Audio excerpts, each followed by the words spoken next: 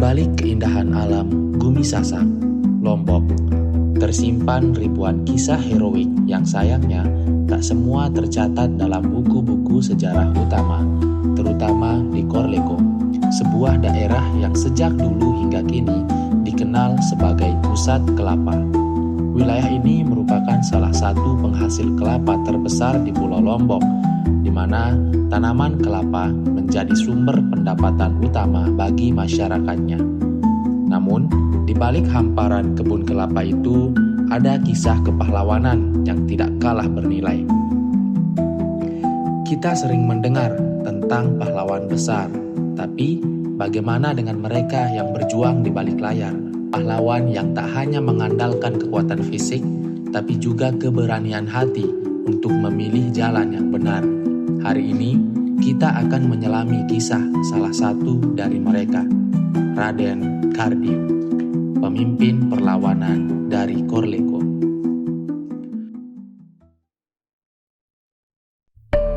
Kisah ini bukan sekedar cerita perang.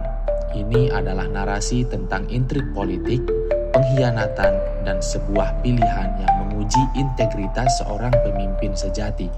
Siapakah Raden Kardiu? Dan mengapa kisahnya begitu penting untuk kita ingat? Pada masa itu, Lombok bagaikan papan catur raksasa. Banyak kerajaan kecil yang berusaha mempertahankan diri dari dominasi kerajaan Mataram yang semakin kuat. Di tengah ketegangan dan perebutan kekuasaan, salah satu tokoh kuncinya adalah anak Agung Gede Ngurah, Karangasem. Sebelum resmi dilantik menjadi raja, ia berupaya mencari cara untuk mendamaikan dua golongan beragama yang berbeda melalui sebuah petunjuk gaib. Dalam pertapaan di Batu Bolong, ia bermimpi bulan jatuh di Kalijaga. Berdasarkan petunjuk ini, anak Agung Gede Ngurah Karangasem bersama Gusti Gede Wanasara kemudian melamar Dende Aminah dari Kalijaga yang dipercaya sebagai pemegang Wahyu Kedaton Selaparang, sebuah simbol legitimasi kekuasaan yang membuat Kalijaga semakin diperhitungkan. Dende Aminah adalah anak dari Dea Guru, seorang pemuka Islam yang terkenal saleh. Beliau adalah saudara dari Dea Meraja, pemimpin desa Kalijaga. Dea Guru dan Dea Meraja menolak lamaran itu karena sudah dijanjikan bantuan oleh Raja Amir dari desa Mamben dan Raden Kardiu dari Korleko bila nanti diserang oleh Mataram. Anak Agung Gede Ngurah mengirimkan surat kepada Dea Guru dan Dea Meraja untuk datang ke Mataram. Namun, mereka menolaknya karena mereka menganggap undangan itu sebagai jebakan yang dapat berujung pada kematian. Penolakan ini melukai hati sang raja, sehingga ia memutuskan untuk kembali menjalankan siasat lamanya, pecah dan kuasai. Di tengah ketegangan ini, muncullah tiga pemimpin yang bersekutu, Raden Kardiu dari Korleko, Raden Amir dari Mamben, dan Dea Meraja dari Kalijaga. Mereka memiliki satu tujuan, mencegah Mataram menguasai seluruh Gumi Sasak. Mereka membentuk aliansi yang kuat, dan salah satu peran penting dalam perlawanan ini dipegang oleh Raden Kardiu. Ia dikenal sebagai pemimpin yang cerdas dan berani. Mereka aktif membantu Dea Meraja dalam pertempuran melawan Mataram, membangun benteng pertahanan terakhir yang kokoh. Namun, kerajaan Mataram memiliki strategi lain.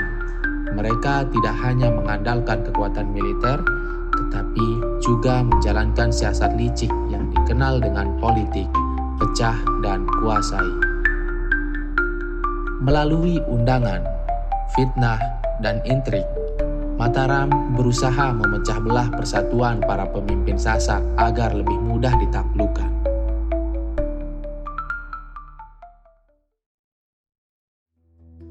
Patih Gusti Gede Wanasara, patih dari Mataram, memanggil Raden Kardiu dan Raden Amir ke istana. Suasana pertemuan itu penuh kecurigaan. Tuduhan pun dilayangkan, mereka dianggap memberontak. Di Disinilah momen paling menegangkan terjadi. Patih Wanasara memerintahkan pasukannya untuk menguji kesaktian dua pemimpin itu. Dengan pedang terhunus, pasukan Mataram mencoba melukai Raden Kardiu dan Raden Amir. Namun anehnya, pedang-pedang itu seolah tidak bisa menembus kulit mereka. Mereka memiliki ilmu kekebalan yang sangat luar biasa. Merasa takjub dan mungkin sedikit gentar, Patih Wanasara akhirnya memberikan pengampunan. Namun, pengampunan itu datang dengan syarat yang sangat berat. Raden Kardiu dan Raden Amir harus berbalik arah, meninggalkan sekutu mereka dan membantu Mataram menyerang Kalijaga, benteng pertahanan terakhir Dea Meraja. Di titik ini, Raden Kardiu dihadapkan pada pilihan yang mustahil, menerima pengampunan dan mengkhianati janji atau menolak dan kembali menghadapi ancaman Mataram. Sebuah janji adalah janji, lebih dari sekedar kesepakatan politik. Janji adalah kehormatan bagi seorang pemimpin. Raden Kardiu teringat akan aliansinya dengan Dea Meraja. Ia menyadari bahwa menerima syarat dari Mataram sama saja dengan mengkhianati perjuangan mereka. Dengan keberanian yang lahir dari hati nurani, Raden Kardiu mengambil keputusan yang mengejutkan. Ia menolak syarat Mataram. Bersama Raden Amir, ia kembali ke Korleko, lalu kembali menjalin hubungan dengan Dea Meraja. Mereka menyatukan kekuatan untuk sekali lagi menghadapi Mataram. Keputusan ini adalah awal dari jalan yang penuh resiko.